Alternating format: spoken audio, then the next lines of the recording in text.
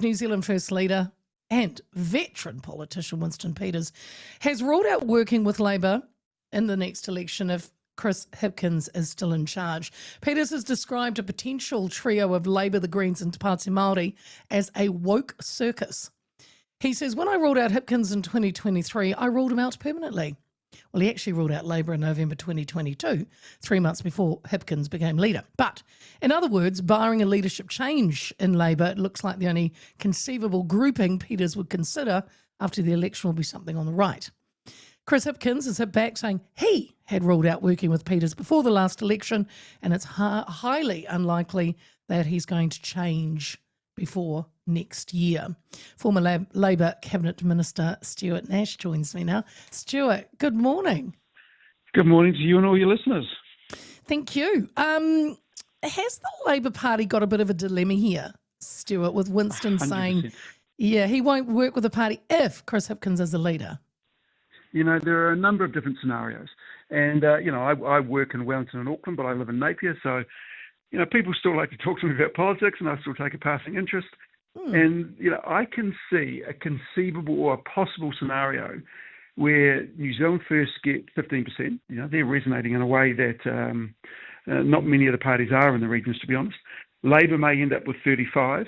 National ends up with 32 and ACT ends up with 10.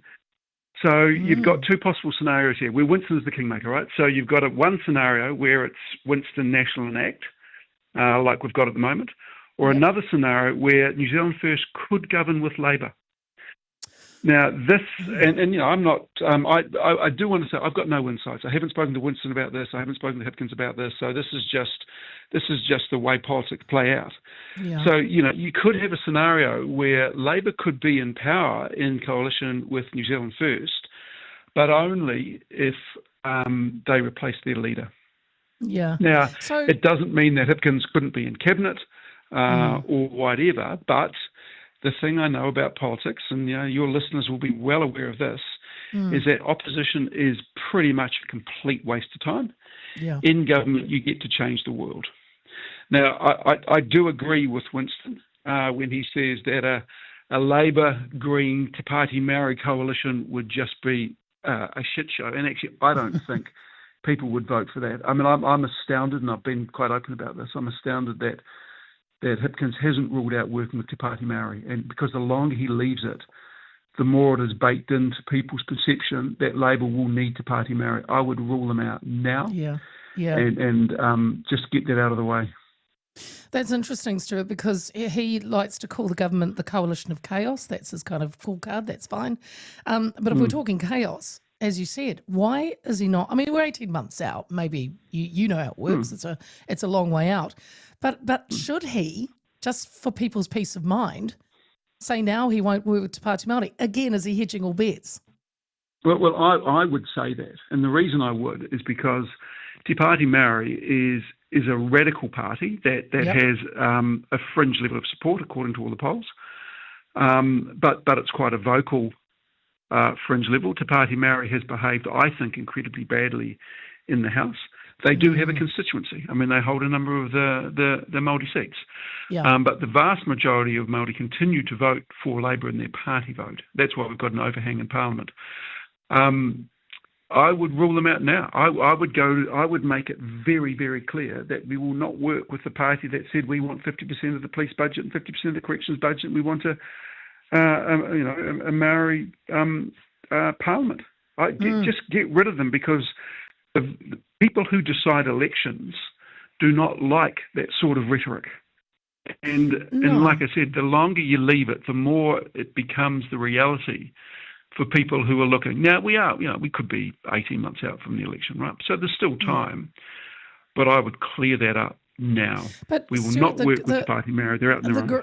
The Greens are showing themselves to be more and more radical as well.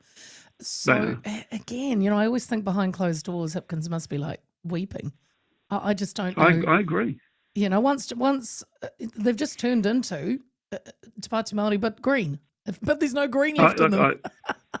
I couldn't agree more with you. And I've written about this. When you had the old Green leadership of Jeanette Fitzsimons and Rod Donald, for example, these were two environmentalists who came from a reasonably, radical, active background, but who believed that the best way to change the system is from within. And so, the Green Party was formed. It was part of the Alliance to start. It split out. It became the Green Party. And I would argue that actually they did a pretty good job of holding the major parties to account for their their policies. And so, they were true environmentalists. And James was the last of the true environmental leaders of the Greens. And he brought a level, in my view, a level of credibility to the Greens that when he left, disappeared. Now, they're polling well. And people tend to forget in the mid-1990s, at one point in time, Alliance and the Labour were neck and neck. And there was a bit of commentary that the Alliance was going to take over from Labour.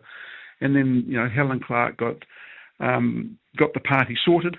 And onwards and upwards, and the Alliance completely disappeared. Now the Green Party has turned into the Alliance Party, in that they are more socially radical than environmentally focused. You very rarely these days hear the Greens talk about an environmental issue or running an environmental campaign. They're all about social inequity, and that's fine, but it's not green. And I think again, the Greens may have forgotten that they tended to get a lot of their votes from what we classed as Meadowbank mums and Remuera housewives who actually said, okay, well, my husband's going to vote. And, you've got to generalise in politics. But it's okay, my husband's voted National. They've got that vote. I have a very strong environmental bent, and I think that this is really important for New Zealand. I'm going to vote for Green. Those voters will not vote for the current Green Party. You will find that some who would have voted for Labour but don't like the direction of Labour but want to vote for a left-leaning party will vote for Green. But once Labour gets it sorted out, but they're polling well. Yeah, the Greens are polling reasonably well, but the Alliance polled well in the mid-90s when people thought that Labour was an absolute shambles. Gotcha. But when Labour gets sorted and gets everything up and running and gets underway again in a way that they will, these things go in cycles. Yeah. People go, oh, thank God that Labour sorted itself out. I can now go back to the party, the true party of the left or the centre left. The Greens run a very real risk that the people that they are attracting do not form 5% of the electorate. To get to 5% these days, you need about 150,000 votes. Right. And some of the issues that they have gone very hard on, and some of the controversies that they've been involved in over the first 18 months of this government, have made them very unattractive to a lot of people. So going, back to what Hipkins is saying that he's ruled out working with Winston or with NZ First. Seriously though, do the caucus, will they be taking it seriously? Will they, again in the background, want to keep Winston on side, thinking they might need him to get back in power? Well, if they're not, then they don't understand MMP politics. And I don't mean to be glib about former colleagues of mine, but MMP politics is about forming coalitions with parties that will allow you to form a government. Now, at the moment, as mentioned, and like I said, we're still 18 months out, so let's bank that. But at the moment, there is a strong chance that New Zealand First will be able to determine the makeup of the government. So by ruling them out, it basically means you're banking on the fact that the Greens and Labour, Labour's banking on the fact that they will get enough votes between those two parties and possibly to Pāti Māori to form a government. I think that is a little unrealistic. I think it is more likely that New Zealand First will end up with more votes than the Greens and could potentially be the Kingmaker. Now, again, we're 18 months out, but I can see a scenario where that plays out. And keeping in mind, Winston is a very, very good politician. I think he's probably the best politician in Parliament at the moment. He was Deputy Prime Minister, obviously, and he's about to hand that over to David Seymour. He has now freed himself from the shackles of Deputy Prime Ministership, which gives him 18 months to do what Winston does absolutely brilliantly, which is go around the country, talk to people about what New Zealand First stands for, about his vision for New Zealand, and fill town halls in a way that old-fashioned politicians used to do, but this modern breed really hasn't got much time for. He does it brilliantly. And it always interests me, Stuart, and I get that Winston seems to always end up being the kingmaker. And I know how politics, there's no love lost, but to think that he might after all that they say about each other, and they are so separately aligned, that he would go back into government with the Labour Party. It just really blows my mind. I mean, you're saying it could happen. It could happen. I really like what Winston's doing. I don't think I could forgive him.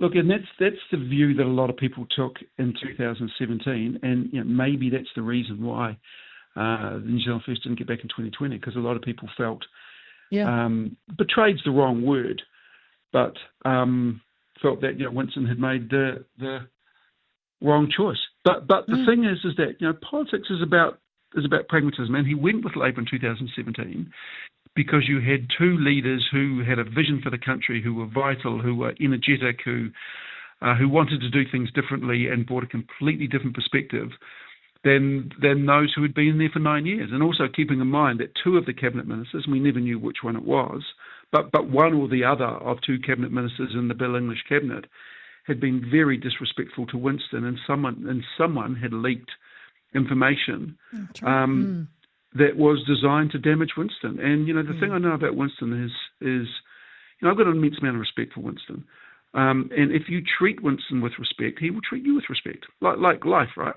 Yeah. And he was disrespected by a cabinet minister who, and we don't know who released that information, but someone did. But you never know. It's more likely that Winston will end up going with National, but this is MMP. But by ruling out Chris Hipkins, it means that Labour at some point may have to have a conversation about what they do. Now, as mentioned, if New Zealand First ends up with 15 and Labour ends up with 32, and there's a choice between New Zealand First, Labour and the Greens, or New Zealand First, National and ACT, I think all your listeners will know which way Labour would New Zealand First would go. I don't think there's any doubt about that. Yeah. But again, if you end up with a scenario where maybe it could be Labour and New Zealand First, or National ACT and New Zealand First, and that creates a very interesting scenario. And who knows what Labour would do? If they would say no, we're going to hold true. We're not going to go with Winston. We'd rather be in opposition, but but Hipkins is going to lead us. Or they say, hey, let's be pragmatic. We want to be in government. There's a whole lot we want to achieve.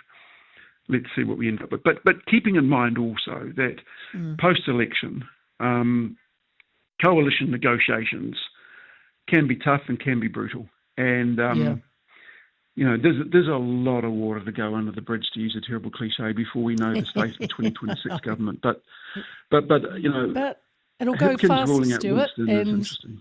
It'll go fast, as you know, and next year, all parties will kick into their vote me mode. So, we're in that. Even though it's 18 months away,